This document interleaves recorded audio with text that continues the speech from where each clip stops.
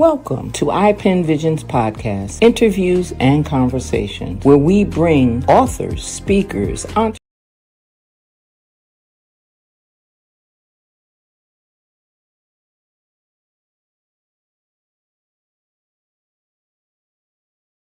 Welcome to iPen Visions Podcast, interviews and conversations, where we bring authors, speakers, entrepreneurs, and those with a vision to our networking community and platform. Be our guest. Include your article, your ad, your promotions, and upcoming events in our quarterly magazine. We are proud to be a part of the Collective for Podcast, a virtual tour showcasing you and your business. Our podcast, the magazine, a virtual tour, all on one platform where networking, creativity, and visions meet. All you have to do is contact us at ipendesign@gmail.com. And tonight, welcome to the show.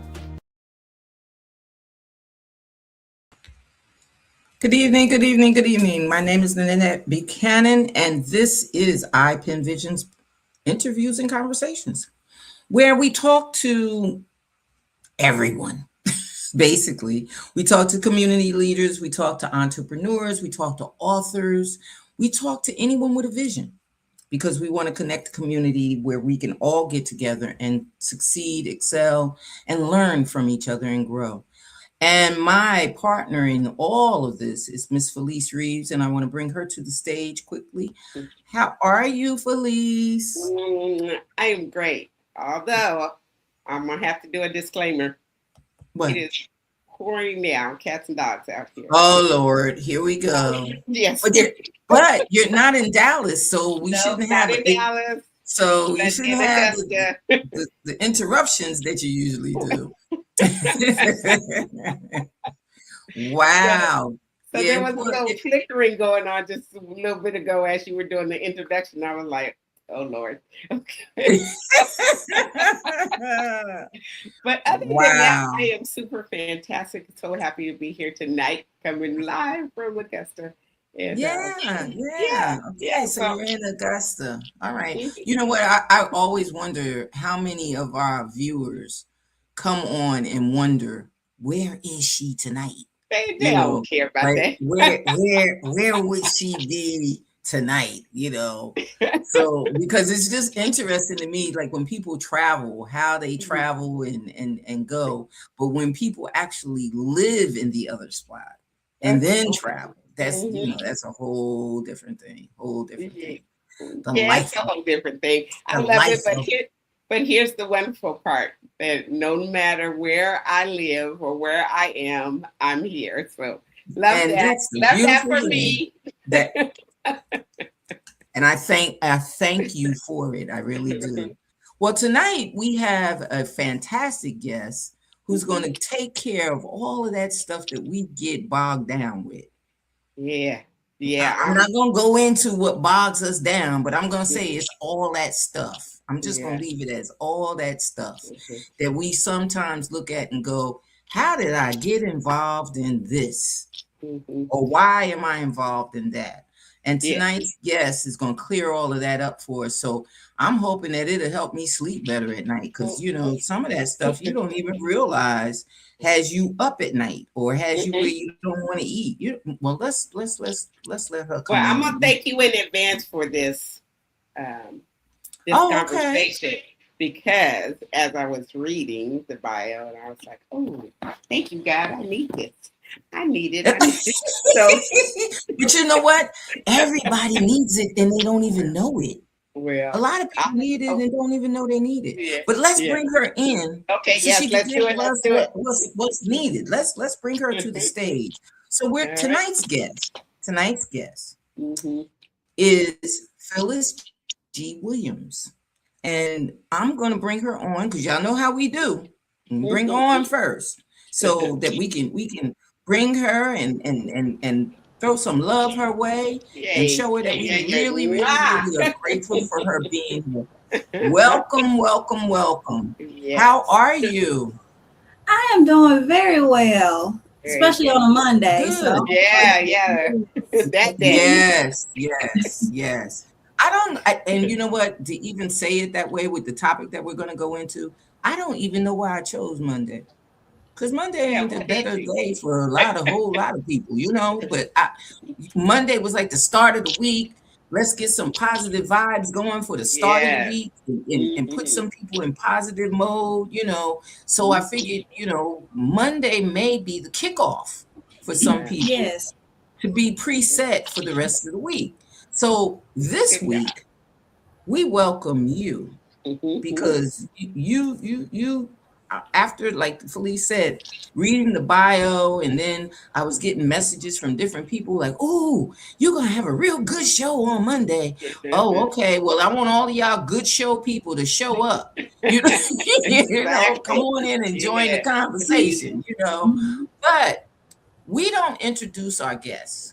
I don't know if you've watched us in the past or joined in the past, but we allow our guests to introduce themselves because who can do it better?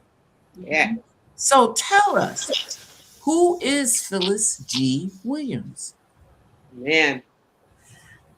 If most people were to describe me, they're going to describe me as compassionate, loyal, dependable, and creative. And I think that goes into my brand. I am a storyteller that focuses on emotional intelligence. And the reason why most people say we are always our first clients. I'm the type of person who always overthinks often or create all these scenarios. But now I'm like, let me create these scenarios that are uplifting and shaping rather than bogging me down with something that more than likely won't even happen. So that's who I am in a nutshell. I'm a simple girl from Mississippi. I'm a Marine veteran and an author. And I just want to fulfill my purpose in helping others. Okay. So we have someone who is emotional intelligence. Well, before we move to all of the other components of that, how does one know that they got intelligence that's separate? Emotional intelligence. So what does that even say? That's a good question. And there are so many people who are intellectuals, but they may fall down on the emotional intelligence portion. Then there even are assessments we can do to see, hey, what area in your emotional intelligence are you weak in or that you need to work on? So, for example, empathy. That's something that people lack, that self-awareness, and even social awareness are some components of emotional intelligence that we may not even know that we are lacking. And sometimes you have to listen to other people, what they suggest to us, or even just their interaction. If someone starts to share things with us and then they stop, well, why are they not sharing as much as they used to? Is it something that I'm doing? So it always starts with self-awareness, which is very hard because it's hard for us to look at ourselves in the mirror and notice a flaw. Yeah. Absolutely. Well, first, thank you for your service. Oh, thank you. Thank you so much for that. And then secondly, so you started talking about what is emotional intelligence, being self-aware. And I feel maybe that's where that you might be aware of some things, but not aware of other things. So in that feedback from others, how do you really take that and take responsibility? Because, sometimes feedback is coming from a source that's not quite authentic. Somebody might say something that they have felt about you, but not know. But then how do you, being responsible for feedback, how do you discern, what's really belongs to you or really just belongs to that person and maybe a feeling or something like that? So. Yes, because, you can't. There are some people, I would say it goes to accepting wise counsel and also recognizing the person's patterns. Is this someone that every time I start to succeed, they have something negative to say? Is this someone who complains every time I'm on the phone? So this is a wise counsel, and they have shown me a pattern of being negative. So maybe their feedback is going to be negative. Do they have my best interest at heart? Do they understand who I am? And I think that that's part of emotional intelligence too, knowing who you are. So if someone says, Phyllis, you're stuck up, because I'm an introvert, so sometimes people think I'm stuck up. So I'm like, oh, you're stuck up. Say, oh, really? Can you give me an example why you say I'm stuck up? What made you say that? And then sometimes they'll start stuttering, and then you could tell that it's a them issue and not a you issue. And just to be humble enough that if this is a me issue, to consider it without feeling attacked.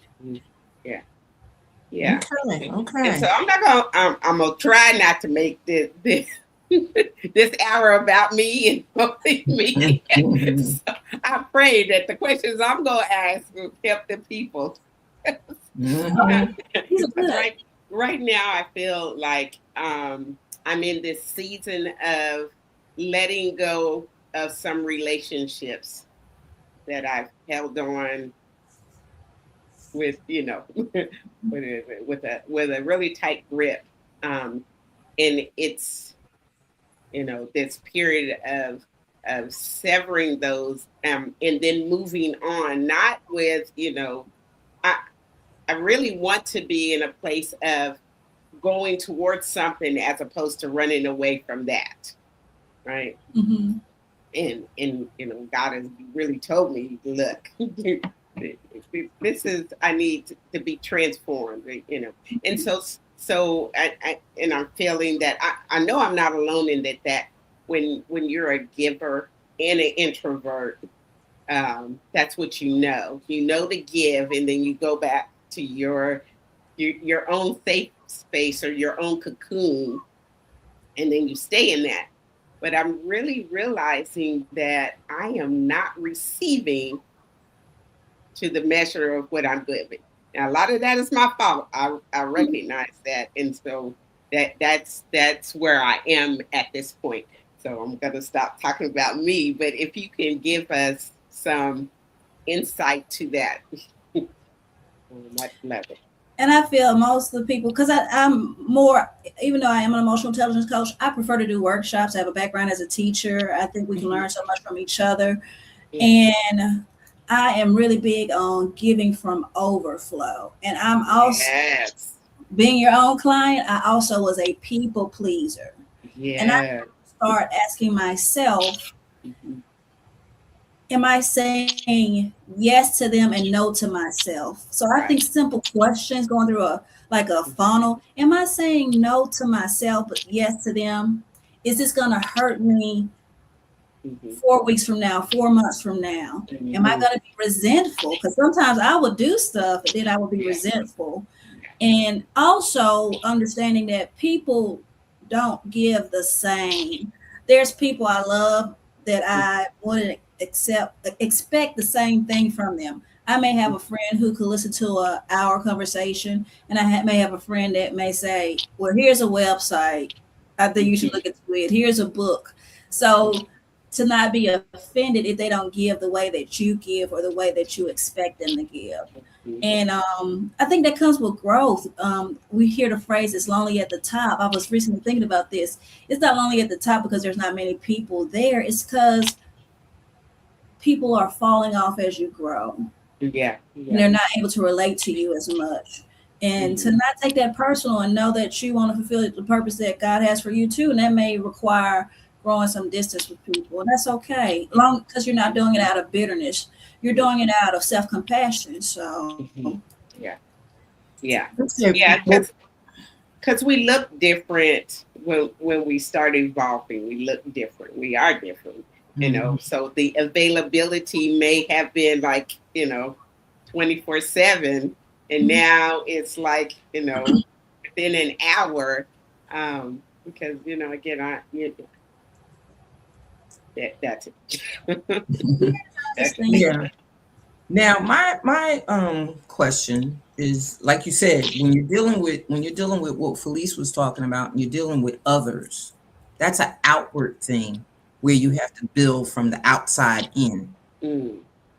But I think when you talk about mental clarity and mental clutter, you're talking from building from the inside out. You're talking about getting the point across to yourself that until I build me, I can't expect to get from other people because they don't know where I'm coming from. And then we go home, or we go in our quiet space, or we go in our prayer space, or we go into our solitude with the thought of what someone else did as opposed to what we've done, or what someone else has not done compared to what we have done as far as self-building. We can't expect someone to give us what we need mentally when most of the time people are working on our emotions, they're working on our physical. They rarely touch our mental and our spiritual.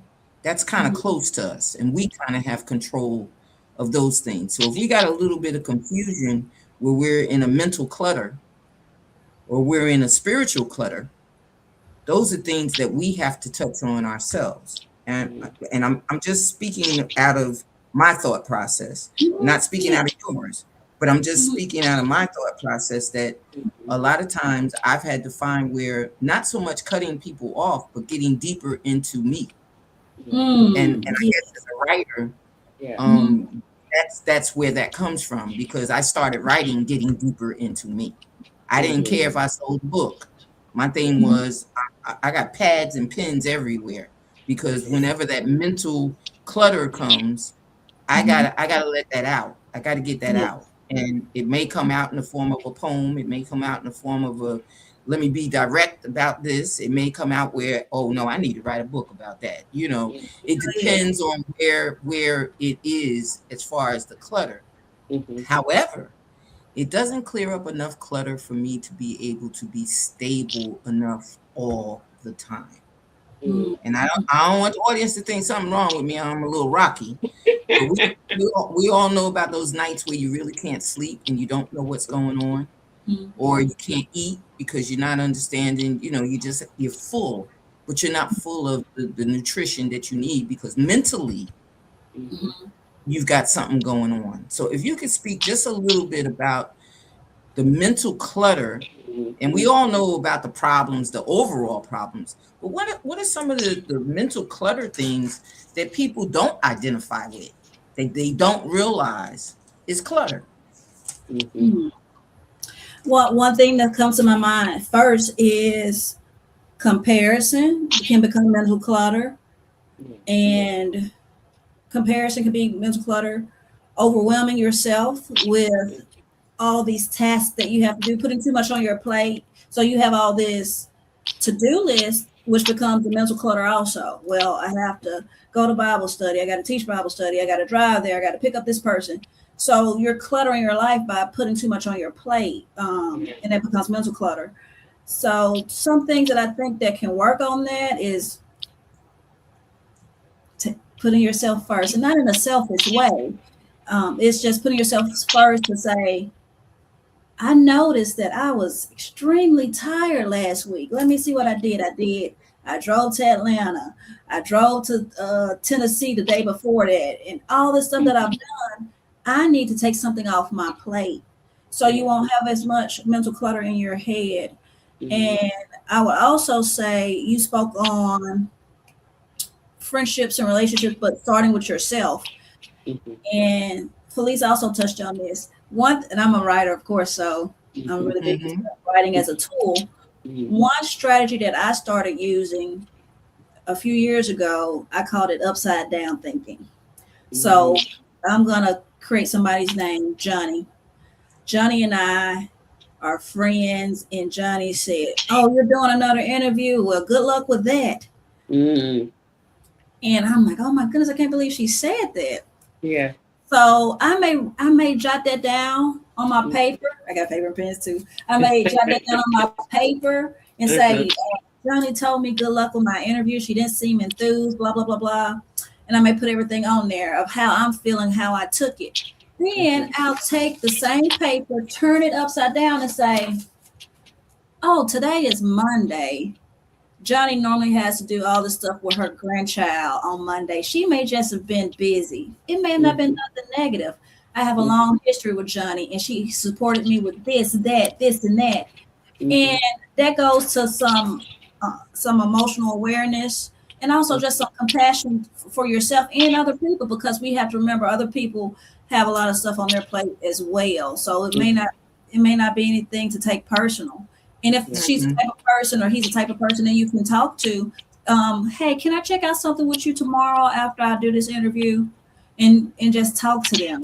But if it's worth it, it's just not worth it. But there's been so many times I've done that, and I say, you know what, I think I'm overthinking this, or I didn't consider this. And then that too is a thing that's repetitive, because if you get a person that every now and then they're going through something, that's one thing. But if you got somebody that's doing that to you on a regular, you know, I've heard people lately, as a matter of fact, I just had a conversation with a family member, and I was telling them the same thing. I said, for some reason, everybody's looking for an excuse for why they do the wrong thing. You know, why they overwhelm themselves, or why they get caught up in certain situations, because they don't prepare and they don't get ready and they don't think about it ahead of time. But when they get into it, they don't think about the fact that I didn't prepare, I didn't get ready, I didn't, you know, do anything ahead of time. They instantly say, well, you know, nowadays, or everybody is doing it, or, you know, they give some other excuse as to why and this goes back to the mental clutter and clarity. The clarity for me is, Joker, you had 4 months to get ready for this and you still not ready. You know, the clutter is the fact that you waited until the last minute. And now you're overwhelmed with the last minute preparation. You know, and you want to dump that on everybody else for it to be instant for them. Like instantly you want them to take care of, well, can you help me? Well, if you contacted me 4 months ago when you told me you was getting this ready, I could have helped you, but I can't help you now. So the analogy that you gave is perfect, that you have to look at how much time did I give this person? What's emergent for me may not be emergent for them. You know, it may not be that. And now I'm putting them in a bad light simply because they couldn't jump up and help me you know, at the last minute. They didn't know at the last minute, you know, and now they're looking at you going, okay, well, you have a good time.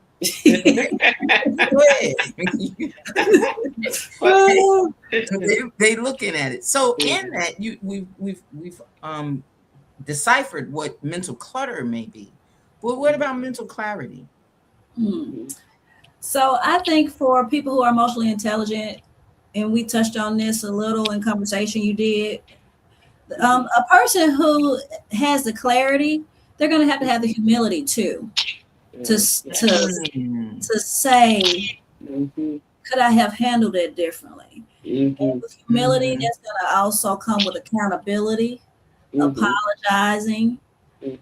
And another thing I think mental clarity also shows, so that's some components of it, is the humility and the accomplishments. If someone has so much clutter, and I'm gonna talk about myself. So I'm a part of I volunteer with a nonprofit, and we have to write quarterly goals. Well, I noticed that I was having the same goal on there first quarter, second quarter, third quarter. Like, okay, so why am I not making this? There has to be some type of discipline, humility. I have to take accountability.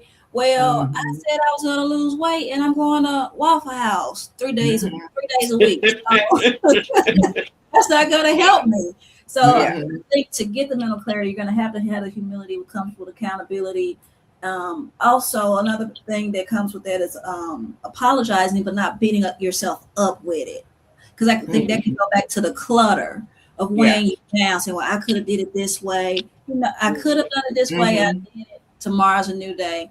I wrote somewhere that I will do the best that I can do. I will do all that I can do. Then I'll celebrate what I've done. So if my goal was to earn weight and I lost 2 pounds, I'm going to celebrate that 2 pounds and just realize I can do better. So it's going to come with the humility components and also the goal achievement. So if you're not reaching your goals, there's some clutter that you're dealing with. Right. That's a good point. Because that's a really good point. And actually, that's what I was going to ask you personally. How did you go from mental clutter to mental clarity? And I think you did answer that.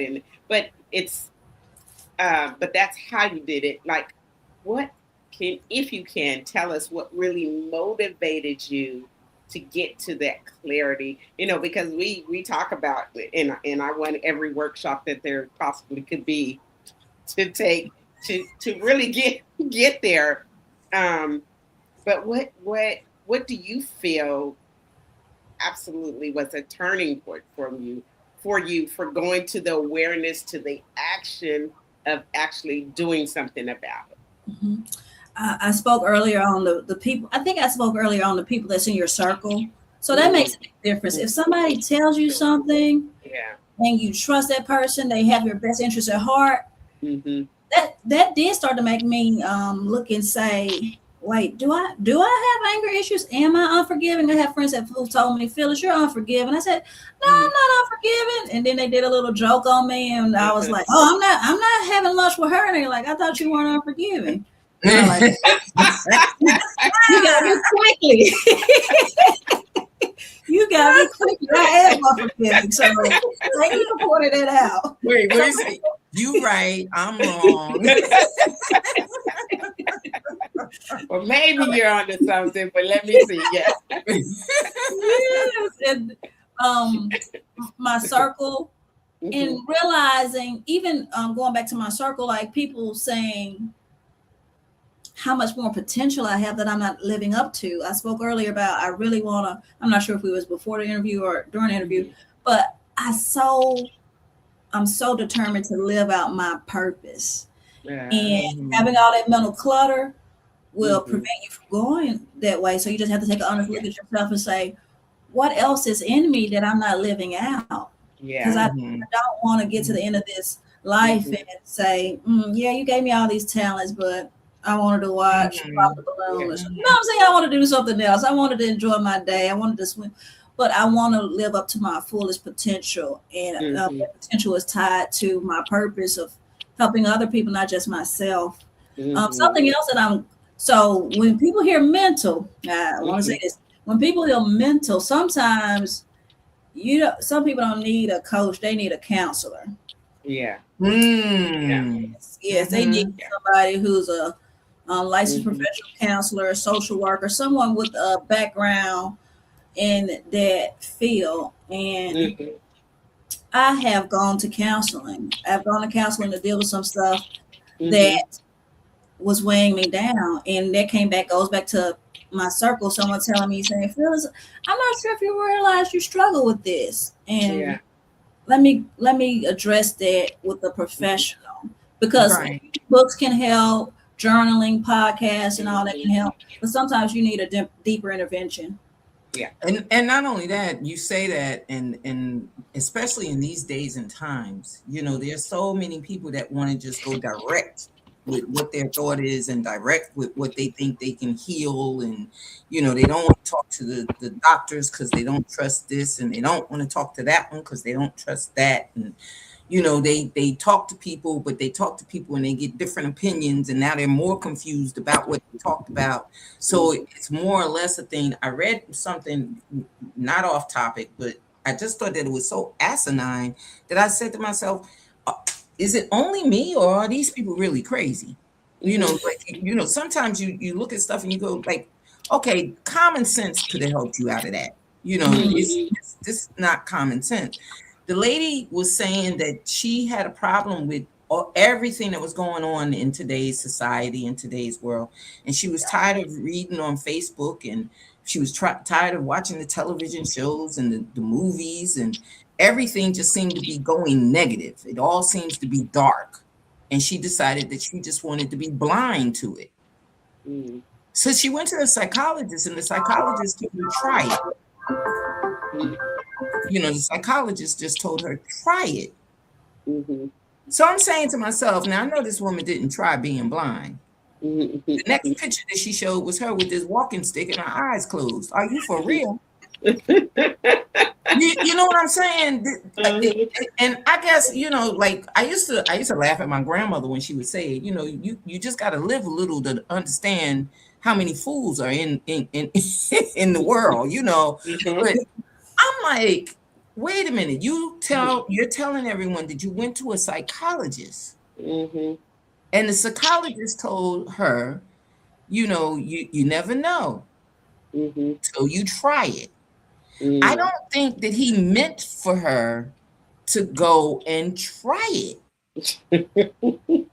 You know what I mean? So sometimes we take the advice of people, or we take the advice even of a professional, or the advice of, and we don't understand that they're giving you information, but they're giving you information so that you don't think about it in the negative. You think about it in the positive. Mm-hmm. You really don't want this. This is not what you really want to do. Mm-hmm. You really don't want to try this. Mm-hmm. Right. To me, it just didn't fit. And I was like, wait a minute, this lady did not go out and get a walking stick and a cane and closing her eyes, talking about, I've tried it for days now. Yeah, okay, let me turn from this page because something's wrong with you. That's not what you need. You need a hospital, lady. So in your framework, you talk about self-emancipation. Oh, that word right there. That word right there. That word is dynamic. Okay, for various reasons, it's dynamic. And you being in the military, me being in law enforcement, police being in Puerto Rico, it all adds up to self-emancipation.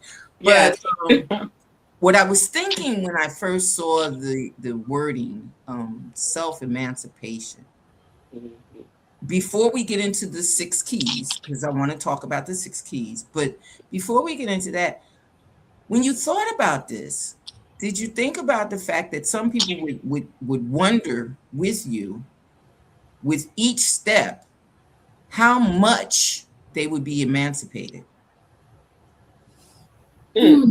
Because if we take it on another language, which we all know, freedom ain't always free. Ooh, baby, yes. So if we looked at it from that perspective, and we looked at self-emancipation, meaning we're looking to be emancipated, but are we really, what are we really delving into when we talk about self-emancipation? So I like that you said, you touched on how freedom isn't free. It's going to take work. And I think it's a lot of work. Because, so if I'm working on my physical, I can look and say, oh, look, my shoulders are getting defined. If I'm working on my bank account, I can say, oh, look, my bank account is growing bigger.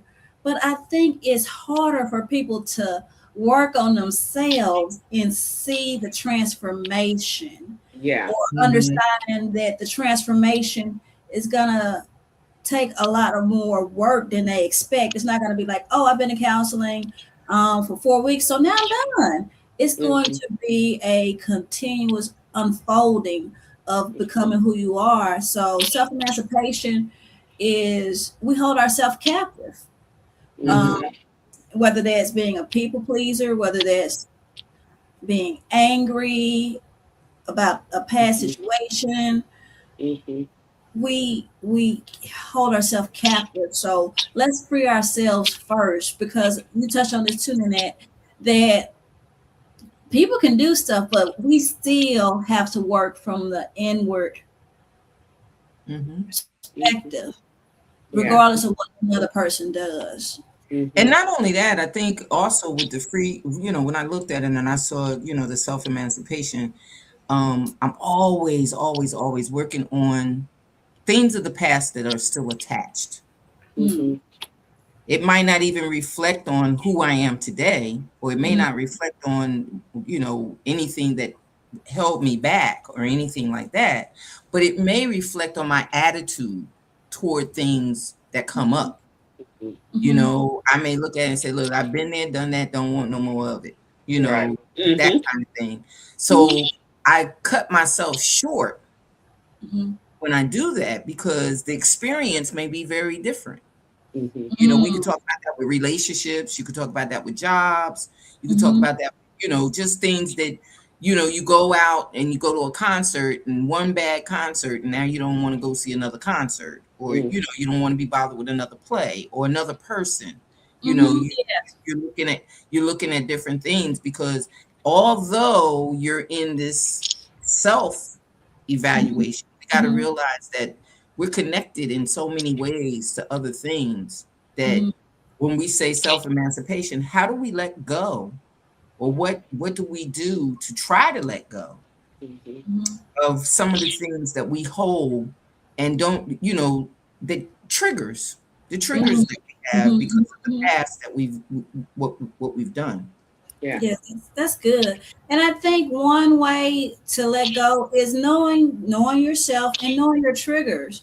4th of July recently passed. I'm not the type of person who wants to be around a big crowd. So maybe instead of going to the baseball field, maybe I'll just go to the park where they have fireworks. So knowing yourself and know what you can tolerate, knowing what does trigger you, and succeeding on your own terms. So for me, going to the park for 4th of July may be succeeding on my terms, where somebody else may say, you know what, I want to sing on national anthem. And maybe they want to do it in a small town, maybe they want to do it on national TV, but succeeding at your own level. And I think I did touch on this, not comparing yourself. Well, Nanette has written dozens of books, and I haven't written. I've succeeded on my own level. That's right. Self-emancipation, and it's me against me too. Well, one of the keys, we're going to go through the 6 of them, just give us a short definition of each of them. Self-worth. Yes. Self-worth is the value you place on yourself, not based on your title, not based on your accomplishments, not based on statistics. I am worthy because I'm worthy, and there's nothing that I have to do to be worthy. That's good. That's good. That's good, because a lot of people base their self-worth on the outer perimeter and not the inner soul of who they are. It's like, without my money, I'm nobody. Without my big house, I'm nobody. Without my, you better go with your relatives first, because if you lose everything, you better. Well, let me not. You know what? Even our I'm not married, so as a single woman, that's something else too. People, you're not married. Oh, you don't have children. So then it's like, I'm not married. I don't have children. But that doesn't mean I'm not worthy. I'm worthy. Right. And that's the exact reason why I said it, because again, this generational thing is, I think the most horrendous one that I heard was the young lady who didn't appreciate a date because she wanted to go to another restaurant and she didn't want to go to I think it was, what was it? The cake place. The Cake Factory. The Cake Factory. And I was like, well, she must ain't never seen a bill from the Cake Factory, because but the amount of food you get is more than worth, what you're getting, so, it just seems to me that some people don't understand that there's worthiness in a hot dog stand and a walk in the park. You know what I mean? So if he's taking you on a date and he wants to just walk and talk through a park and stop at the hot dog stand and get a hot dog, there's value in that, So we have to understand that the value for us doesn't necessarily have to attach to all these other things. So self-worth is important. Yes. What about this one? Because I always use this one. Self-care. I want to first say self-care is not maintenance. So you have your eyelashes done, you got your brand new pocketbook, you got makeup on, and if somebody blow on you, you may just fall over. Self-care is not maintenance. Okay. Doing what takes care of the core of you.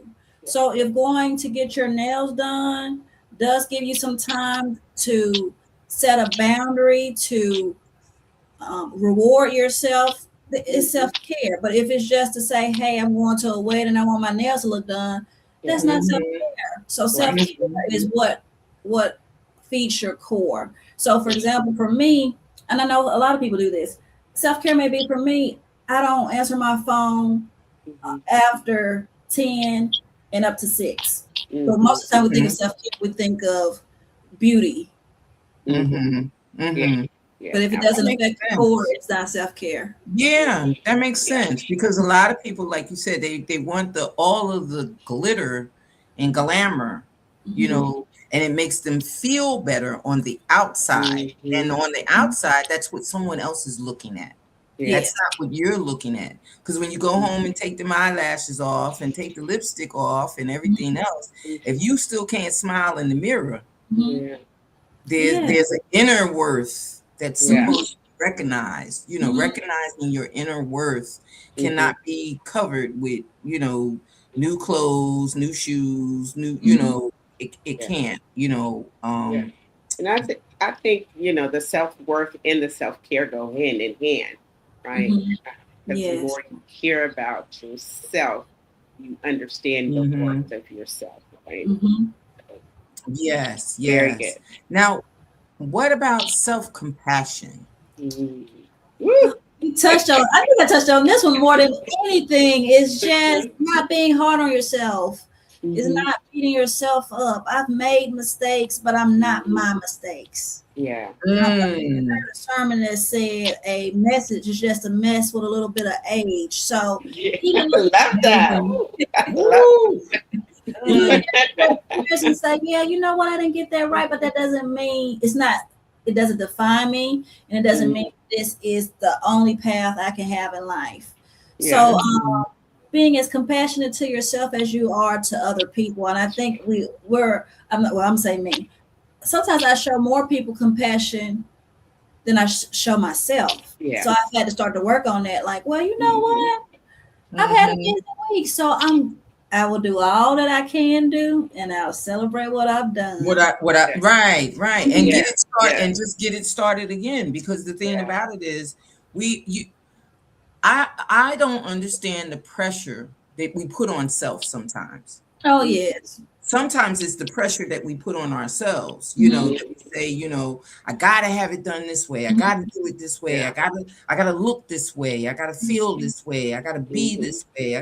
You're putting all of that pressure on yourself for someone to look at you and go, They could care less. They're not looking at, you know. Sometimes, you know, I don't know if it's ever happened to you guys, but you put on something brand new and you go somewhere and no one mentions that this is a brand new you. Or you get your hair cut and no one mentions that you got a haircut. Now you mad. Yes. Now you upset because nobody said you had on a new whatever. No one said that, oh girl, you those new shoes, you got new, they look nice. Nobody mentioned it. Nobody mentioned your new hairdo, your new boo. Nobody even said, oh, well, that's your escort. Nobody even said nothing about, you know, so I think sometimes we put that pressure on ourselves because the expectations is everybody is going to notice. Oh, yeah. Everybody's gonna feel good for us instead of us feeling good for ourselves. Yes. So I think that's a, you know, that's a thing you gotta get right. Yeah. So yesterday was Sunday. Yeah. So the message at church was about the Good Samaritan, right? And about having compassion on someone that, you know, has experienced a traumatic event or that needs to be taken care of and has been left to perish, right? And so now with this conversation about turning that to self, it really, so the message was be like the Good Samaritan, right? But we can take those actions, but really we need to have that drive of compassion, not just doing the act of being compassionate, to really, see a situation and have empathy and to want to do something about it, not just because we were told to do something about it. Yes. We need to want it, And so that on that message yesterday, and then now I'm listening to this conversation, it's driving home. You really need to want that. Yeah. You need to want to take care of yourself. Yeah. And not only that, if you take care of yourself, then you can be the Good Samaritan and genuinely take care of someone else. Because I love it. How is it that I'm going to feed the hungry when I go home and I'm hungry?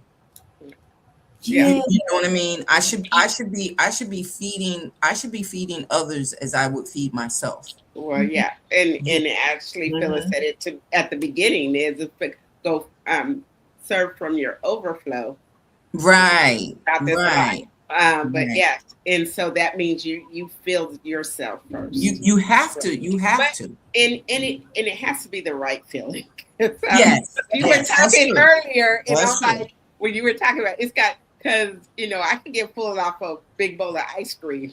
Right. But I'm not paying attention for myself. But it's gonna feel me, but it's not gonna feel me, Exactly. It's gonna nurture you.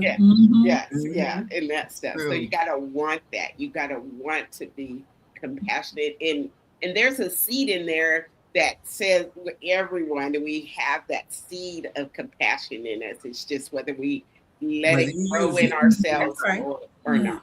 So. That's right. Mm-hmm. So the next step that you talk about is self-control. We can skip this if you want to. I think Felicia just gave a great example. Self-control, you want that ice cream, but you know what? Yeah, right. It's discipline.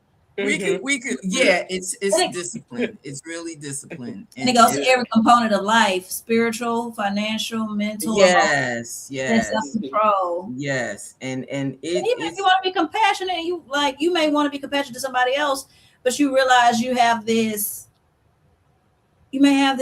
attitude, or you may have this upbringing where you just lash out on people, and you say, I know that about me, so I'm gonna smile and do this.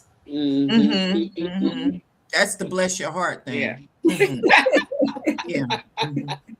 I really, and it's funny because when I lived in Jersey, I used to think that they would say bless your heart because they always say it's the Bible Belt, and it's so much on the Bible Belt.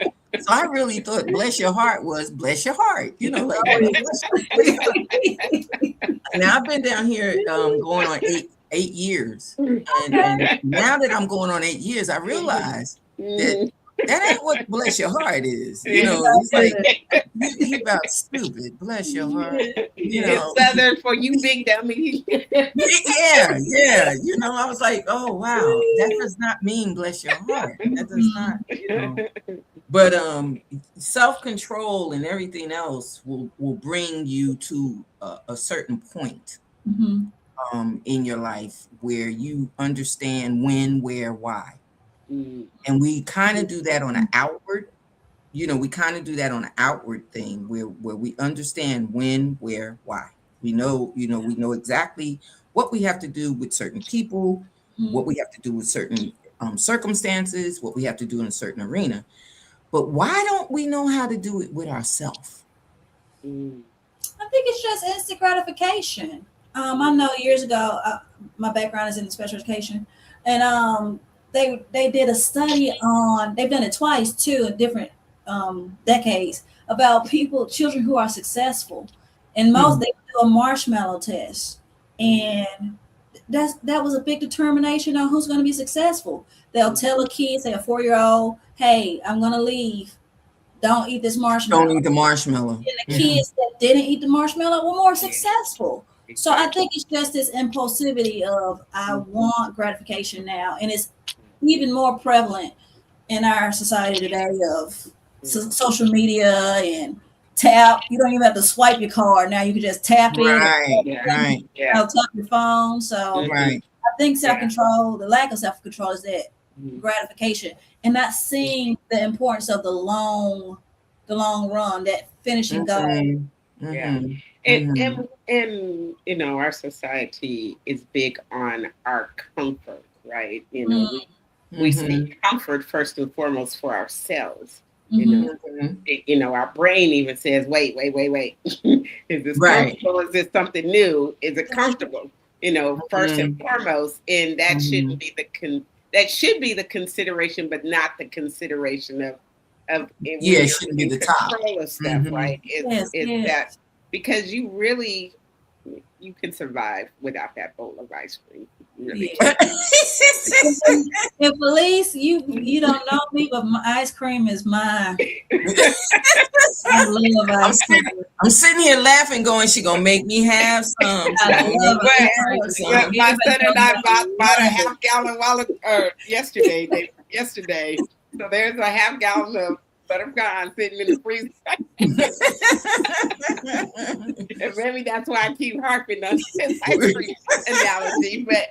But again, that comfort of not putting forth effort. And I was going to say this to last, but each of these points really you have to have them all in order to really to rid the clutter, right? Or to know, if you don't have self-control, how can you know your worth?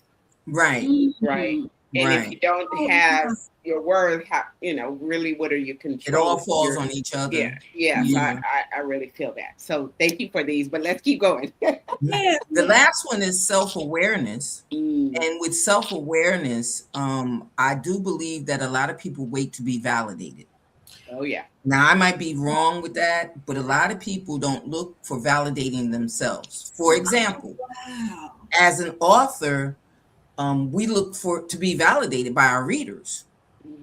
We want our readers to validate us. In school, we want the teacher to validate us. At home, we want our parents to validate us. We're always looking for others to validate us. So when it comes to the awareness, if no one is giving me validation, how do I know how well I'm doing? How do I know how successful I can be or will be if no one is validating where I am right now? If no one is giving me that type of credit, even if it's a little, because if you validate me today for writing my ABCs, tomorrow you'll validate me for making a word. Oh, yes. Next week, you'll validate me for making a sentence. Next month, you may validate me for writing a paragraph. You know what I'm saying? The progression deserves validation, but if I don't get any of it from someone on the outside, me just telling myself that I'm doing well, how do I get this awareness the positive awareness? I always think of the positive thoughts and the positive mind, and just being positive validates me. You know what I mean? Like if you really see me in a bad mood, it's because somebody really, really put me in a bad mood. It's you very rarely will get me where I'm going to be mad all day. You very rarely get me where I'm going to be mad for a long period of time, because most of the time I've already evaluated the why. But what do we do about people that are not self-aware, that don't have that validation, and don't genuinely look for the positive sides of things? Where does that self-awareness come from? I would say self-awareness still comes from humility. You will have to have the humility. You'll have to have that humility to be self-aware. And I will say this, last year I do one word. I've been doing it for years. Coach Billy C introduced me to it. But my word last year was humility. And I'm the type of person, I told you I've been to therapy. I've done Toastmasters. I've done a lot of stuff that I've worked on myself. And I was like, humility, me? I didn't work on humility, I'm humble. But no, as human beings, we all, I know you guys are okay with this. One thing I learned from last year was the most humble person in the Bible, other than Jesus, didn't make it to the promised land. Moses didn't make it to the promised land because of his lack of humility. So if that's a demonstration of us battling humility, we all just have to say, I may be wrong. I may be missing something. Exactly. And to sit with yourself and to be able to sit with yourself, that'll lead to self-awareness. To be able to meditate, to be able to journal and look back at it. One thing with self-awareness, I've been journaling for years, and when I look at my journals from, you can tell how you changed. Baby, I say, who wrote this? Yes. This is my handwriting. I said, this is my handwriting. And I don't know how you feel, but I keep my Sunday books. I keep a book of my my evaluation of the sermon. Okay. While the sermon is going on, I write down the verse. And as the minister is preaching, I evaluate different things from the sermon. And a lot of times my Sunday posts will be about the sermon that I went through that morning or whatever. Some of my posts during the week, if the sermon is a good sermon, now I got about 5, 6, 7, 8 posts, because I'm mentally putting those posts out. And that's the way I do my poetry as well. However, have you ever noticed that on certain days when you're writing, and I'm attesting to people that write longhand because I start out long. Have you ever noticed that your writing is different? I'm so glad you said that. The actual writing, your actual print or script, your handwriting is different on certain days depending on what you're writing. Your emotional has taken over your physical output. That it becomes a thing, and that's a part of self-awareness. That's a part of it, that you have to know you have to understand you. On certain days, if I'm upset, my handwriting is going to show I'm upset. If on certain days I have a calm, I'm gonna have a flair to my handwriting, it's gonna look pretty and everything else. And then some days it's a lot of scratching out because I'm disrupted or mentally I'm not connected yet or can't connect. So my question then, and the reason why I'm asking this is because I just did, Phyllis and I talked about it, and I just finished it. I just did the summer issue of Recognizing Youth in my magazine. Instead of just recognizing those that come on the podcast and those that say they want to be interviewed, I decided to just put it out there. Hey, you got some kids that you think need to be recognized. And I didn't say that they had to be recognized in any particular field. But I just feel that sometimes the self-awareness for the younger generation needs to come from validation. That someone looking at what they're doing and saying, that's a great thing that you're doing. Not that you're going to be a doctor or a lawyer or an Indian chief, as they used to say to us. I don't know why they told us to be an Indian chief and none of us was Indians. But anyway, doctor, lawyer, Indian chief. And I was like, huh? But the thing about it is that if we want our kids to continue on positive paths, we have to make them aware of who they are at a younger age. Well, so again, there, of course, there's this fine line between the self-awareness and the validation, right? Because even as Nanette gave the analogy, if you write your ABCs and you get validation for that, then you get validation for a sentence and so on and so on. But the awareness comes mostly from the authentication, or whether you're authentic to yourself, right? So you have a gift and talent and you do it without seeking a validation, but self-validating. It's like, okay, in my mind, um, I love poetry, so then I'll write a poem. That in and of itself is your self-awareness. And because again, you have something and no one came to you and said, hey, you're a poet, go write a poem. Right? So that's the core, in my thought, the core of your self-awareness is to authentically do what's your purpose to do, or what your gift given, right? So, and then I love, my brain thinks this way, and someone told me, and I haven't done this yet, what was to go and trademark this. I love the word awesome. But if I go around saying to you and everybody, I'm awesome, people are like, wait a minute. No, but because they have to validate that you're awesome, right? Right. So somebody, you do what you're gifted, called, purpose to do, and someone comes behind you and say, oh man, you're awesome. You are awesome. And so one day God gave me this. So right now, don't anybody, and if you look at the word awesome, and then let's break it down. It is a we, so me. Oh, wow. A we, so me. Because you've done that and someone recognized it.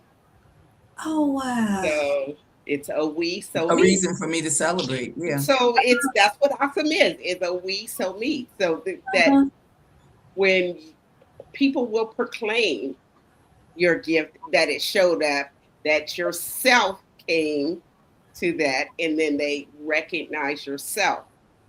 So that's it. That is my deep thought. So there will be T-shirts, and y'all can order. I was just going to tell you, we could put those shirts together. So that's not a problem. So we break it down into we, so me, because again, you are showing up, and people are understanding who you are, right? So again, you could come out, and that is kind of inauthentic to say I'm awesome, but what you do defines your awesomeness, not your proclamation of it, right? I love that. Now, you did a book that is now became your business, The Art Me. So can you give us just a bit of what that book entails and what it's saying? Okay, so I'm gonna piggyback on some stuff that Nanette said, and Nanette, that was like a good alley-oop, because you just said, "Hey, we, so me," and it's that was fully part of me. Art of me. So the Art of Me is the Art of Me 30 Strategies to Discover Your Self-Worth is my first book, and it's a multimodal book, and it covers different aspects of life, but it's really about a relationship with yourself. And I didn't realize it at the time, but it goes back to the self-control. It goes back to self-awareness, self-worth. Of course, it focuses on self-worth the most. So that's what it is. It has short stories. It has haikus. It has different poems. It has a monologue. I'm from Mississippi. There's one lady I really admire. Her name is Osceola McCarthy. So I have a monologue about her. And she was a giver. She was a washerwoman who saved, this was like in the 90s, she saved like $250,000 and donated it so other women could go to school and be a nurse. So I have a monologue on that. So it's a variety of different types of writings, poetry, monologues, short stories, haikus. And I love the fact that you took that and turned it into a YouTube. The Front Porch Stories. So tell us about the Front Porch Stories.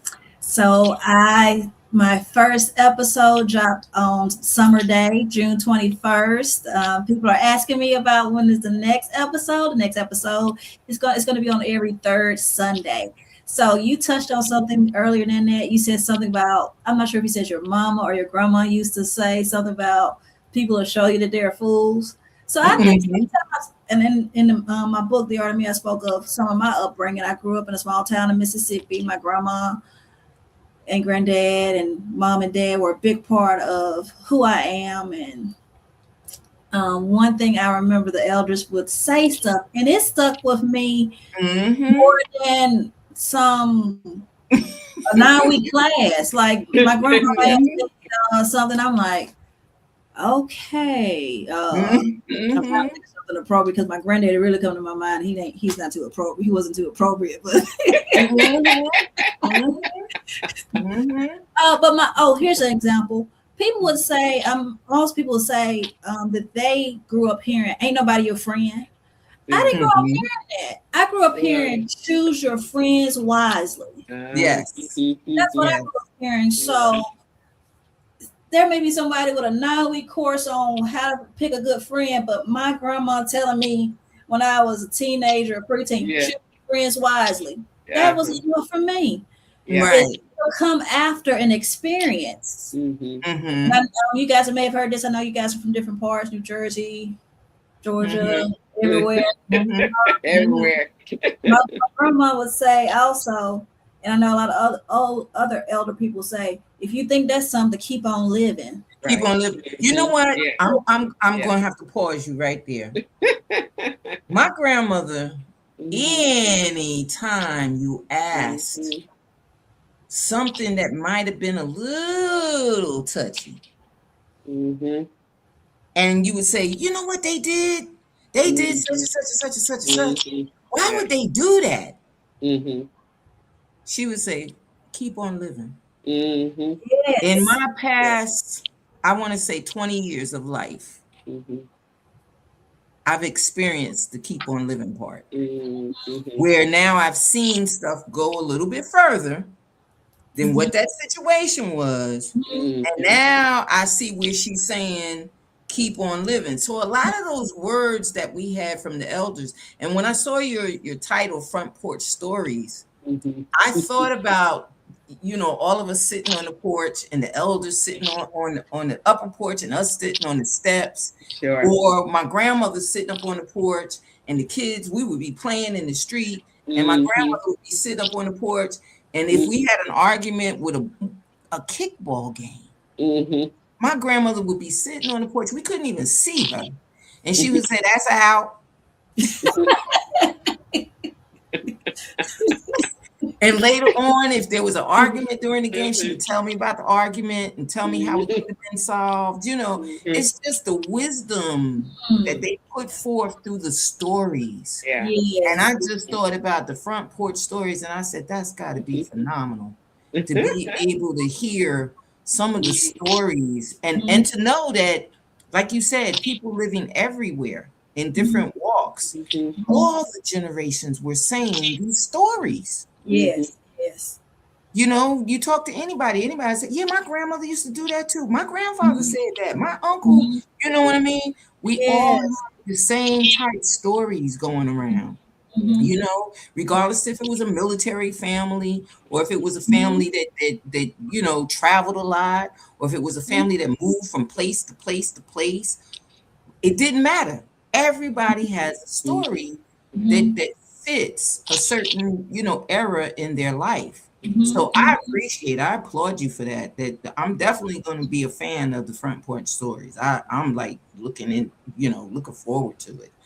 So every third Sunday you'll have it posted on the YouTube channel. Yes, every third Sunday it'll come on the YouTube channel, and it's also on my professional Facebook page. If you The Art of Me, which is the name of my brand, it'll show up. So I posted the whole video on YouTube, on YouTube and Facebook, because I know sometimes some people they prefer YouTube. Some people right. And even though it's elderly sayings, it's still with a modern touch. So the very first episode was about someone who was kind of quiet and another lady who was kind of more boastful, going for a position. And the thing that I wrote with that one was be small enough to kneel and big enough to serve. Oh yeah. So that was elderly saying for that. Yeah. So these are timeless sayings. Then, if you were they're timeless. They fit any time frame. Yeah. Wow, that's beautiful. Awesome. Well, another thing that was beautiful was your wording. And you said, watch your thoughts, they become words. Watch your words, they become actions. Watch your actions, they become habits. Watch your habits, they become your character. And watch your character, it becomes what? I don't remember. It's a quote, but it becomes who you are. It becomes your destiny. It becomes your destiny. And I left that off immediately because, intentionally, not immediately, but intentionally, because a lot of people interpret different things that are written in different ways. Mm-hmm. So if you're watching your character, do you want it to become cluttered? No. Do you want it to become clarity? Yes. Do you want it to become the values? Yes. Do you want, you know what I mean? Yeah. So a lot of times we look at things and don't realize how deep rooted the wording should be. So I thought that was beautiful. Right. And I can't quote the person who said that, but that's one of my favorite quotes. It was that was one that sticks with me. And then that you're right. To stop right there, it becomes, as you were saying, whatever it just becomes, your character becomes. It becomes whatever the character is, right? Yeah. So you can get in touch with Phyllis at www.theartofme.com. You can also find her on Facebook through The Art of Me on Facebook, and on any of her. I'm sending you all to her YouTube page so that she can, build up some repertoire there. And not only that, build you up. If everybody can use a boost of positivity in their life. So we want to send the positive from her creations to you. Now, Felice usually has a last question for our guests. So Felice, will you please ask that question?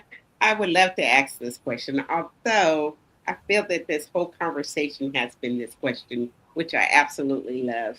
And so I was kind of racking my brain trying to think of another question, but I didn't come up with it. Okay. So the question is, Miss Phyllis, first, as always, I already thank you for your service, but I'm going to thank you again. Thank you for serving our country. And then I'm going to say thank you for using your gifts for the betterment of this world, and myself included. So I'm going to go hit you up on all the social medias and figure out the ordering of all the stuff, because, again, I thank you. In The Art of Me resounded with me when I first seen it. I was like, yeah. There's some forming the art of who you are. So thank you for that as well. Thank you so much. Like I said, I try not to make it about me, this conversation, but okay. So all that being said, and you answered this in many ways, but I will ask it so that you can give us straight from the hip, straight from you. Okay. How do you fill your cup? And given all the things that you give to the world, how do you fill your cup? One thing that has really, in the last few years, helped me fill my cup is being obedient to the Holy Spirit. 2 years ago,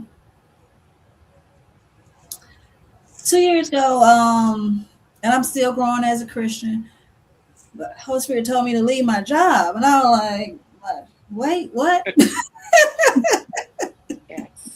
Let me see. I maybe didn't hear that correctly. Like, no. And I left my job, and then it was like, okay, so what do I do now?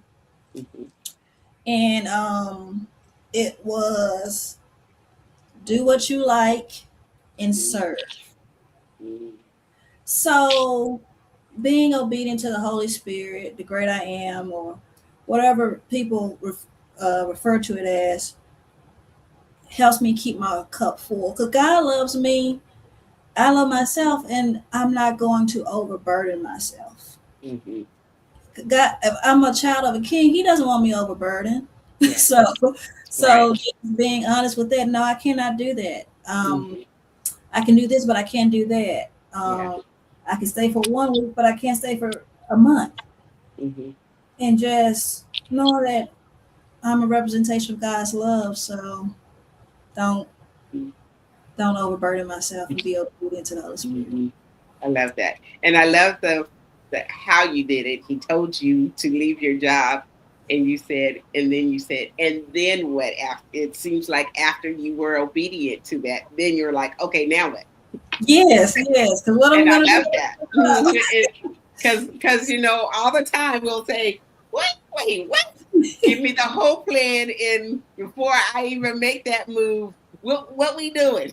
Yes, I want to know the whole. I am definitely I want to know the blueprint, 10 pages, all the scenarios. I'm that type of person, so it was really an act of obedience, and I've just been very grateful. Yeah, well, we want to thank you for being on our show. We want to thank you for being the guest that you are, the person that you are, the spirit that you are, the light that you are. We want to thank you for all of that, because in dark times, and I'm not saying this to be, negative or anything like that, but we don't know what's dark times for everybody. What's dark for you may not be dark for me. What's clutter for you may not be clutter for me. So we have to take in consideration that all of us being individuals need to understand how to take things in individually. And I think your work shows us that what I think of as self can't be of someone else. It's got to be my own. I have to embrace it as my own. No one can help me, even those that do go to psychiatrists, counseling, coaching, whatever they want to call it. If you don't do the work yourself, the work won't get done. If you don't handle it by yourself, you have to get into that self mode, no matter who you're attached to, even those that think that, hey, my dad's got it, my mom's got it, my sister's got it. You don't have it. So you have to be able to stand up on your own. And I appreciate you for showing the different elements to get into self. Because a lot of people say, you gotta be about you. Well, what does that mean? So I'm glad that you broke the elements down in your framework, in the work that you do. And I suggest that anyone that finds themselves stuck, you don't have to be, totally out of it, but you could be just stuck in one area or another, and you need help in that. I suggest that you just contact her and find out, contact her and say, hey, I saw your program, and I'm just wondering, do I need counseling? Is it something that I can do on my own, or do I need to go see someone? Sometimes we just need a confirmation of what we already know. We don't realize we're stuck, and we just need a confirmation, not someone to constantly tell us we're bad, or constantly tell us that we're sick, or constantly say, you need to stop doing that. We don't need that all the time. Sometimes we just need someone to tell us the truth, and I appreciate you for being the truth. So we're going to bid farewell to our guests. Thank you so much. Make sure that you contact us on my website because the magazines are out. The summer issue for the authors and the podcast guests is out, as well as our special issue on youth. So make sure you go to www.NanetteMBuchanan.com and look at the magazines. They are beautiful. And go to our guest's website. Put out a word, www.theartofme.com. Make sure you get in touch with Miss Phyllis Williams. We respect you and we appreciate you being our guest here tonight. Thank you. Have a good night, everybody. See you. All right. Thank you, everyone. Mwah. Such good.